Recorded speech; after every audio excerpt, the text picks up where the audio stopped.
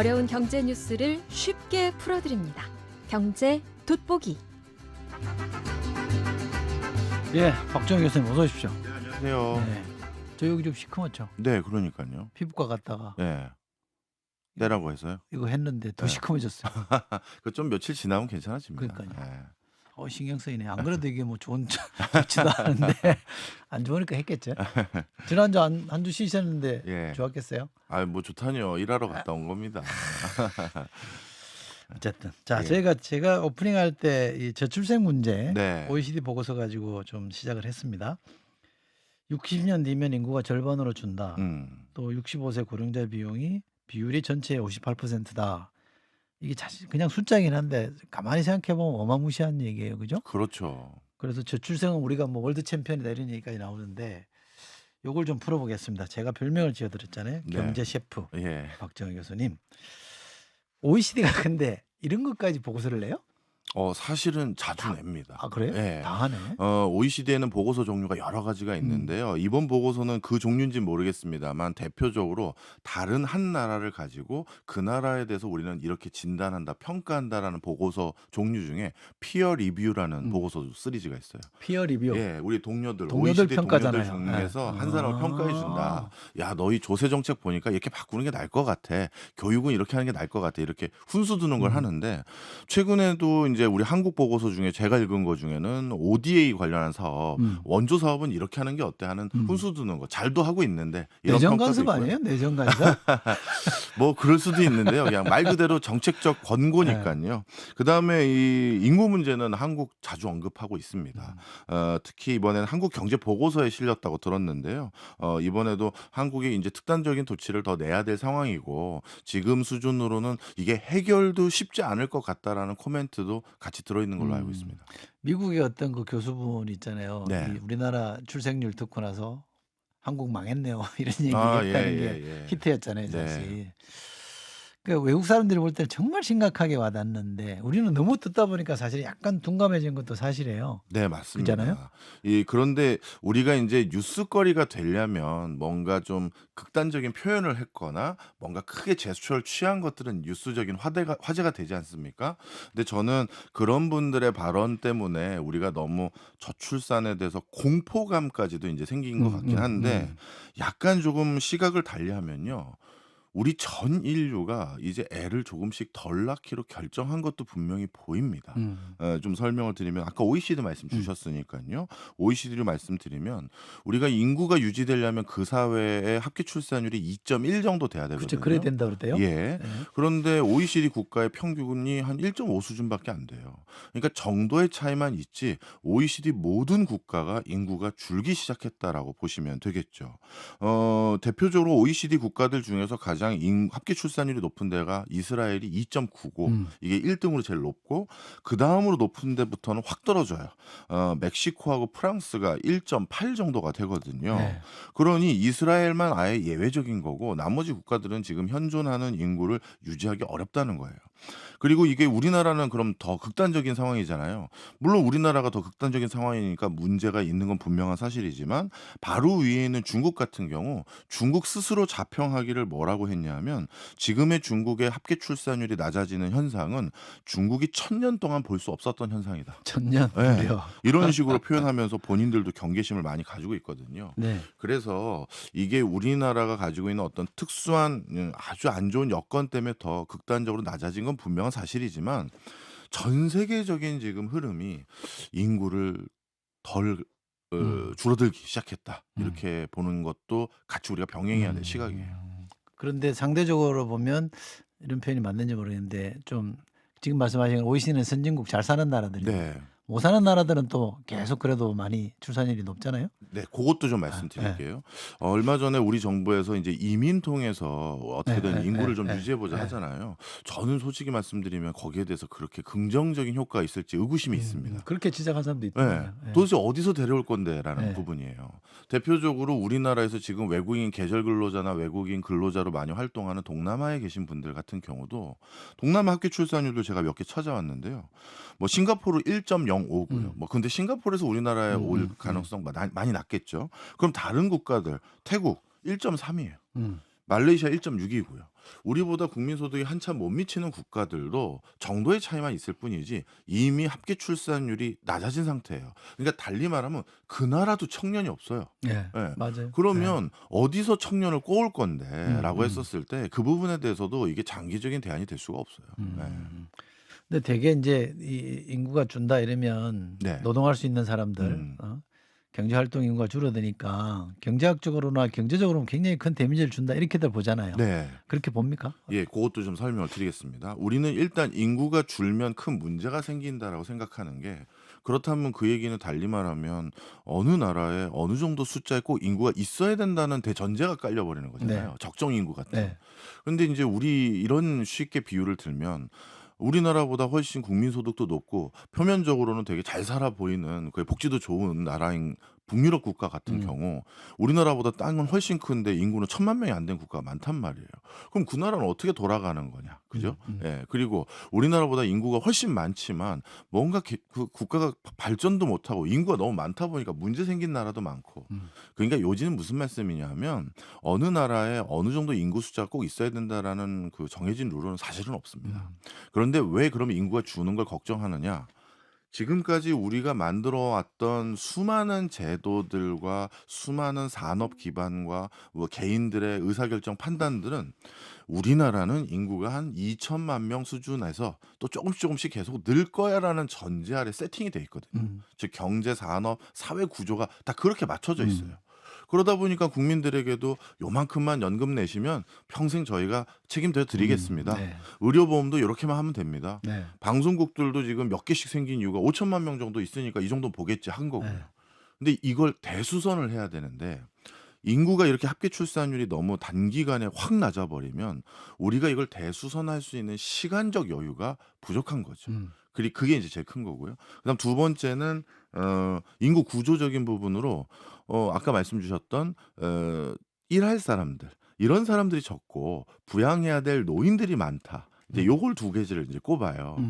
그래서 저는 이 두 가지 부분에 대해서는 일부분은 동의를 하고요. 근데 전체 꼭 인구 숫자를 5천만 명이나 5천만 명보다 계속 늘려야 된다라는 부분에 대해서는 그게 지금은 솔직히 저는 가능하기가 쉽지도 않을 것 같고요. 그래서 이제는 솔직히 오늘 이제 인구계획부, 그 기획부도 얘기를 나누겠습니다만 인구기획부에서 해야 될 반드시 중요한 일 중에 하나가 플랜 B. 인구를 만약에 늘리는데 성공하지 못하면 방금 말씀드렸던 나머지 사회적 합의에 대해서 우리가 다 수정 보완을 해야 되거든요. 전반적으로. 그래서 그거에 대한 플랜 B도 같이 이번에 논의해야 된다는 게 제 소견입니다. 저랑 이름이 같은 분이 제법 있는데요. 네. 그중에 한 분이 서울대 경제학과 교수하시는 이철희 교수라고 네, 있습니다. 아주 존경하는 분입니다. 네. 그 일할 사람이 사라진다는 책을 건의했는데 그 책 보니까 인구 감소는 감소 자체보다 감소하는 속도가 문제라는 얘기를 하시더만요. 네. 너무 급하게 막 줄어드니까. 네. 그런 것들이 지금 말씀 언뜻하신 노령화하고 합쳐지니까 이게 걱정이 많은 건 사실이에요. 네. 저도 이제 곧 글로 들어가니까. 예, 그 부분 좀 설명을 드릴게요. 사실 이제 우리나라에서 어떤 제도적인 개편을 할 때 사회적 합의를 도출하는 이 일련의 과정들을 이제 어떻게 보면 잘 적용하기 시작했습니다. 그런데 이 합의가 워낙 쟁점적이고 논쟁적인 합의들이 이제 필요한 것들이 있어요. 바로 이제 연금 개혁도 여기에 해당되는데요. 이게 인구 합계 출산율 문제는 바로 직접적으로 연금 문제와도 결부되는 거고 의료보험과도 결부되는 거예요. 근데 이게 이번에도 뭐 연금도 뭐 합의 나름대로 한다고 했다가 또 지연되는 느낌이고 그렇지 않습니까? 그러면 계속 이걸 딜레이를 시키게 되면 결국 계속해서 우리 청년 세대들에게 부담감을 주게 되는 거거든요. 그래서 지금부터 합의를 해도 어떤 안건들은요 10년이 더 걸릴 거예요. 예, 10년이 더 걸릴 거예요. 이번에 인구기획부에서 나온 여러 대책들 좀 봤는데요. 예전처럼 선언적인 대책보다는 많이 정치하게 나온 대책들이 많아진 건 분명한 사실입니다. 그렇지만 제가 뭐 이 고생하신 분들에게 너무 악평하는 건 아닌지 모르겠습니다만 이걸 가지고 더 사람들이 아이를 낳을 거라고 기대하는 거는 아니실 거예요. 그러겠죠. 네. 네. 더 앞으로 보완을 네. 하시겠지만 예를 들어서 육아휴직 대체 인력 지원금을 40만 원 더 증액했다. 그 40만 원을 가지고 정말 아이를 더 낳을 거라고 생각하셨습니까?라고 반문을 좀 하고 싶고요. 아빠 출산 휴가 기간을 10일에서 20일. 물론 이것도 고마운 일이지만 열흘 더 아빠가 출산 휴가 더 쓰면 진짜 평생 애를 보육하고 육아해야 되는 그 사람들의 책무가 이 열흘 늘어나면 경감된다고 생긴 것 하냐 하면 이게 정말 쉽지 않은 일이거든요. 그렇죠. 네. 그다음에 교육 관련해서는 그래도 참 제가 높이 평가하나 거기도 다 앞에 이렇게 써 있더라고요. 네. 단계적. 네. 그러니까 지금 당장은 대책 없고 네. 단계적으로 늘린다는 거예요. 그래서 이런 것들 단계적으로 많이 늘려놓는 거 이런 데 예산 쓰고 하는 거 이런 거 다 엄청난 시간 소요가 들리는 거라서 네, 저는 우리 경제 셰프 박정호 교수님은 비판도 쏘사게 하시네. 고맙습니다. 조금 쓴소리 하신 거예요, 그죠? 네, 쓴소리 한 겁니다. 근데 걱정들을 많이 하실 테니까 네. 조금 관점을 바꿔서 네, 인구가 줄어들어서 좋은 점도 있을 거 아니에요. 네. 그거를 몇 가지만 소개해 주세요. 네, 인구가 줄어서 좋은 점이 있죠. 예전에 우리나라에서 뭐 산화 억제 정책 했던 거랑 똑같이 생각하시면 되는데요. 사회가 인구를 부양할 수 있는 어느 캐파라는 게 있는데 그게 너무 그거에 비해서 인구가 많으면 인구가 좀 줄어드는 것도 그 남은 사람들에게는 굉장히 안락해지는 게 있습니다. 맞아요. 예전에 네. 우리가 좋은 인력들 많이 양성하려다 보니까 교육도 시키고 또 건강한 신체도 개발을 해야 되는데 너무 아이들이 많다 보니까 억제 정책 했던 것처럼 인구가 좀 줄면 이 뭔가 사회 부양력이 좀 높아지는 건 있어요. 근데 이 부분도 우리는 사실 여기에 해당되지 않을 가능성도 꽤 높죠. 안 돼요. 왜냐하면 지금 인구가 주는 거는 일할 수 있는 사람들의 인구가 주는 거고 오히려 부양해야 될 노인 숫자는 늘잖아요. 그러니까 이 부분도 걱정이 되기 때문에 대부분의 학자들이 그래도 우리가 숫자를 일정 수준 높이기 위한 합계 출산율을 제고하기 위한 노력들을 하겠다라고 말씀을 하시는 거고요. 대표적으로 인구가 적으면서 우리가 잘 사는 것 같아 부러워하는 국가들을 보면 우리랑은 조금 다른 면이 있습니다.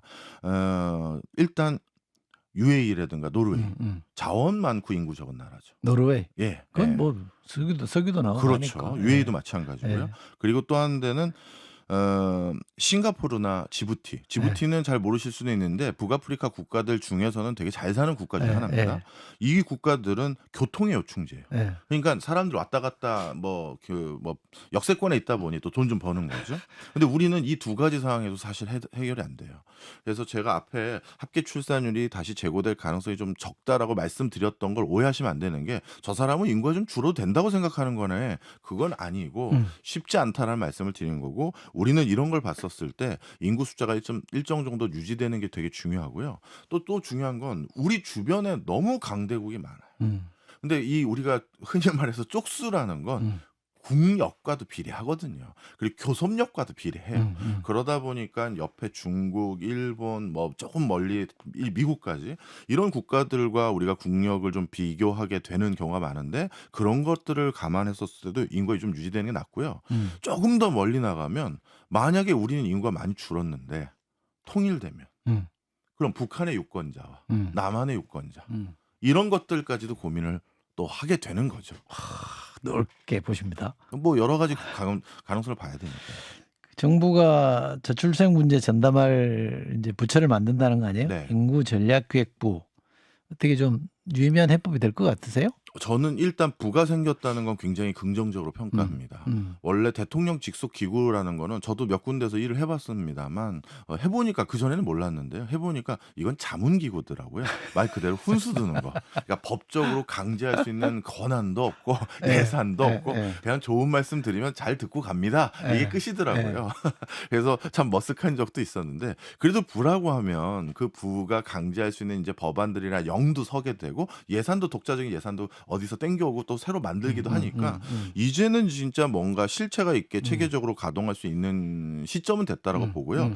단 그럼에도 불구하고 우리나라의 여러 저출산의 여건이 이 대통령 단임제라든가 단기간에 해결될 수 없는 난제들이 너무 많기 때문에 저는 혹여나 우리 국가는 또 만약을 대비해야 되잖아요. 이 인구기획부에서 플랜 B를 꼭 같이 병행해 주셨으면 좋겠다. 인구 늘리고 유지하는 것만 좀 덜 덜 가파르게 감소하는 것만 고민하시지 말고 계속 이 추세가 유지됐을 땐 사회 구조, 경제 구조를 이렇게 바꾸는 것들에 대한 고민. 그래서 아마 인구 기획이라고 한 게 아닐까 저는 그렇게 추측하는데 그걸 같이 하셨으면 좋겠는데 그 플랜 B에 대해서는 제가 아무것도 들은 게 없고요. 인구전략기획부 장관을 제의하시면 받으실 거예요? 저는 못 받습니다. 왜요? 제 역량이 안 되거든요. 아니 그런 아 진짜로요. 겸양 말고 아닙니다. 예, 예. 집에서 허락을 안 해주시. 요즘 그런 분들이 많으신 것 같아요. 네. 저보다 훨씬 더 역량 있는 좋은 분들이 그런 아니 가족에서- 공직 제안을 하면 네. 되게 가족들이 너무 그럼요. 심하게 반대해서 뭐 거의 잘안 돼요. 이혼 도장 찍고 가라고 하는 경우가 너무 많더라고요. 그래도 어쨌든 장관이 됐어요. 네. 뭐부터 하고 싶으세요? 저는 사실 지금 나온 것들은 더 훨씬 강화해야 되고요. 예를 들어서 뭐 특례 분양 때, 특혜 분양 때 뭐 좀 넣어준다? 그걸로 애 안 낳죠. 예를 들어서 정말 아이 2명 낳아만 주시면 서울에 공공주택으로 집 한 채씩 드리겠습니다라고 물론 이제 예산 고민해야 되고 다른 거 해야겠죠. 근데 만약에 이게 진짜 문제라면 이 문제를 해결하기 위해서 돈을 써야 될 거 아니에요. 그럼요. 예. 그러면 집을 진짜 드려야 되는 거지. 예. 뭐 또 단계적으로 뭐 이 단계짜를 빼야죠. 예. 그러면 내 집 가장 가까운데 보육할 수 있는 시설이 있어야지 되는 거지. 국가에서 무상으로 하겠습니다. 그게 어디죠? 했더니 강원도 지역 같은 경우는 자가용 타고 30km 가셔야 돼요. 그러면 애 못 낳는 거예요. 예. 그러니 바로 집 앞에 그거 곳곳에 만들었는데 또 돈 써야 되는 거고요. 이것 때문에 진짜 국가 망한다고 생각하면 돈 써야죠. 예. 딱인데? 왜 이러세요? 또 이상한 데로 몰아가시네. 딱인데? 예. 딱 좋으실 것 같은데? 아까 그 말씀 중에 제가 격하게 공감했던 예. 게 돈 생각하면 못해요. 그럼요. 돈 따지면 예. 우리나라도 뭔가 해보려고 하면 기재부가 다 돈 없어요 그러고 안 된다 그러거든요. 그럼 다 주저앉아 보니까 안 그렇죠. 되잖아요. 예. 그러니까 뭔가 특단의 대책이라고 그러면 거기다부터 먼저 돈을 써야 네. 뭐 특단인데. 예. 예. 말씀을 길 주셨으니까. 예. 그래서 기존의 정책은 역치 이상으로 제공해야 된다. 역치. 역치. 어떤 반응이 일어날 수 있는 이상의 지원이 있어야 되고 예. 그다음에 설문조사에 근거한 그 정책 입안은 이제 하면 안 된다. 왜냐하면 저출산은요. 모든 사람이 부담감을 가져요. 내가 국가에 기여 못한다는 걸. 그러다 보니까 이 설문조사에 외적 귀인에 체크하게 돼 있어요. 예를 들어서 우리 둘에게 창업 지원해야 된다. 환경 보호해야 되냐. 이런 거 설문조사하면 우리 당연히 창업 지원해야 되고 환경 보호해야 한다고 하잖아요. 근데 우리 둘이 예를 들어서 창업하라면 실제 잘 안 하잖아요. 그 왜 설문조사는 그렇게 해놓고 왜 안 하냐. 환경도 지원하라고 해놓고 친환경 물건인지 아닌지 확인하고 안 사잖아요. 잘. 이거랑 똑같아요. 저를 부끄럽게 아니 만드시는데. 우리 둘 다. 예. 그래서 인구 문제도 똑같아요. 난 그냥 안 낳고 싶은 사람도 생각보다 많아졌어요. 그냥 내가 그리는 나의 미래 모습엔 그냥 애는 없어요인데 마치 그러면 사회에 괜히 죄 짓는 것 같으니 집 때문에요. 육아 때문에요. 뭐 정규직이 아니라서 이거 체크하는 비중이 많거든요. 그래서 진단도 한번 근본적으로 다시 해야 되는 게 있고요. 분명히. 그래서 정책적 효과가 얼마까지인지 다시 봐야 되고 마지막으로는 지역 균형 발전입니다. 지역에서 계속 살고 있으면 애를 상대적으로 더 많이 낳더라고요. 지금 상대적으로 그렇죠. 예. 지금 서울이 제일 낮잖아요. 예. 왜냐하면 또 지방은 혼자 육아를 하는 게 아니라 그 집성촌 같은 데가 아직도 그래도 꽤 있으니 같이 하거든요. 그러다 보니까 이 많은 삶의 다양성 등등 여러 가지로 지역 균형 발전도 같이 중요하다고 생각합니다. 돌발 질문을 하나 드려볼게요. 아까 우리 박정호 교수님 나오신다고 했더니 어떤 분이 문자 주셨는데 네. 금리 네. 다들 좀 궁금해 그럼요. 하시는 어떻게 돼요? 다릅니다. 짧게. 올해 한 차례 정도는 낮출 가능성이 있어 보입니다. 그래요? 예. 우리나라도 뭐 수출이 좀 좋아져서 경제 성장률이 연초에 전망한 것보다 조금 좋아졌다. 이렇게들 진단합니다만 근데 이건 평균의 오류고요. 양극화가 너무 심해졌어요. 평균은 좀 올랐어요. 반평균은. 위에 사람이 많이 부자가 되는 그렇죠. 것도 그렇죠. 평균 그런데 오르죠. 밑에 영세 소상공인들을 비롯해서 나머지 중소기업들은 정말 너무 어렵거든요. 그런데 이 고금리를 계속 감내해라. 이거는 정부 입장에서도 되게 미안하고 그런 거죠. 그런데 물가는 안 잡힌 건 분명한 사실이고. 그래서 이미 하는 총재께서 2%딱 찍지 못하더라도 2.3이든 뭐든 위에도 나는 좀 낮출 생각이 있다. 이렇게 생각하셨는데 다른 여타 국가들 뭐 스웨덴이라든가 스위스나 많이 낮춰지기 시작했으니까 우리도 이제는 낮출 가능성이 있어 보입니다. 그럼 물가에는 악영향인 거죠. 물가에는 아직까지 부담이 있는 건 네. 사실입니다. 근데 뭐 요즘 체감 물가가 너무 심각하다고 들어서 그렇죠. 예. 그것도 진퇴양난이겠어요, 그죠? 아마 머리가 터지실 거예요. 이거 하자니 이게 걸리고. 그렇죠. 어. 예. 그 요걸 또 살피려고 그러면 또 또 여기서 여기 뭐. 걸리고 또 환율까지 걸리고. 예. 아. 저는 아. 그래서 집에 있겠습니다. 한국은행 총재가 상당히 진짜 역할이 너무 머리 아프실 것 같아요. 중요한 것 같아요. 그럼요. 중요합니다. 미국에도 그 연준 네. 의장은 세잖아요. 네, 그럼요. 그 양반 말 한마디 때 왔다 갔다 하니까. 예. 알겠습니다. 자, 오늘도 박정우 교수님의 세세하고 쉽고 간명한 설명을 들었습니다. 고맙습니다. 고맙습니다.